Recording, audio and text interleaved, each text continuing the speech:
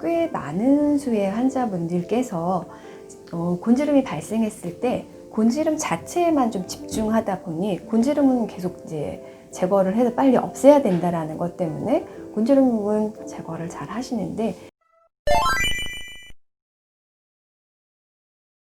안녕하세요. 보디가드 픽의 이은 원장입니다. 반갑습니다.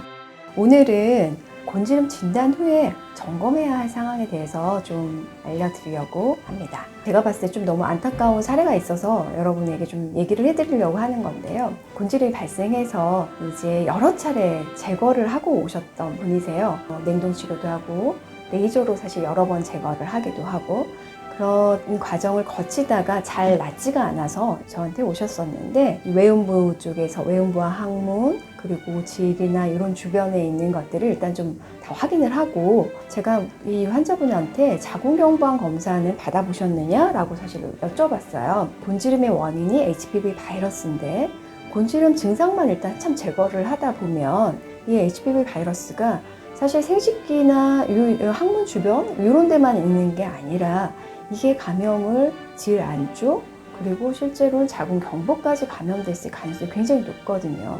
그래서 자궁경부에도 혹시나 이상이 있지 않을까 해서 한번 여쭤봤더니 따로 검사는 안 받으셨다고 얘기를 해서 자궁경부를 실제로 좀 확인을 해봤습니다. 그랬더니 경부가 굉장히 좀 많이 헐어 있는 상태였고, 육안으로 보기에는 거기도 콘딜로마가 이제 플랫 콘딜로마라 그래서 자궁경부에도 콘딜로마가 생길 수 있는데요.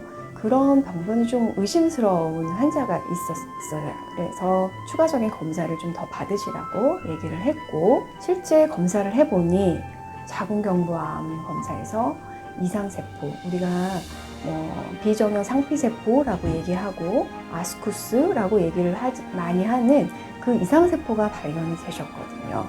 그러면 이때 또 추가적인 검사를 사실 좀 더 해야 되는 거예요. 그럼 원인이 HPV 바이러스니까 자궁경부 내에서도 다시 또 바이러스 검사를 한 번 더 진행을 해서 바이러스 어떤 종류의 바이러스가 자궁경부에 있는지 확인을 하게 되는 거죠.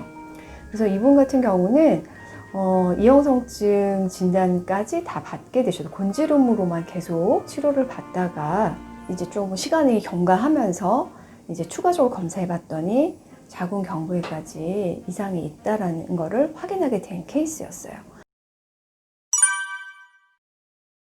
근데 사실 이 환자뿐만이 아니라 꽤 많은 수의 환자분들께서 곤지름이 발생했을 때 곤지름 자체에만 좀 집중하다 보니 곤지름은 계속 이제 제거를 해서 빨리 없애야 된다라는 것 때문에 곤지름은 제거를 잘 하시는데, 거기에 따른 추가 원인이 되는 검사라든지 혹시 자궁경부에까지 문제가 생길 수 있는 부분을 사실 좀 놓치는 경우가 있어서, 곤지름을 진단 받으셨다면 이제 자궁경부암 검사도 꼭 하셔야지 되고요.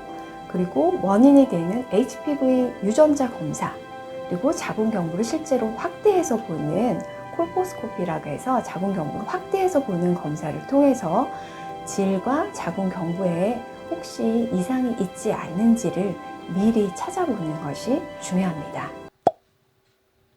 자, 곤지름 진단을 받으셨다면 자궁경부암 검사나 HPV 검사, 확대경 검사를 통해서 이상 병변을 조기에 발견하시고, 곤지름 자체 얘만 제거하는 거에 집중하시다 보면 정작 중요한 바이러스의 전염성, 바이러스의 원인이 되는 이 바이러스의 존재 자체를 놓치는 경우가 있으니 절대적으로 자궁경부암 검사와 HPV 바이러스 검사하는 것에 대해서 잊지 않고 잘 하시기 바랍니다.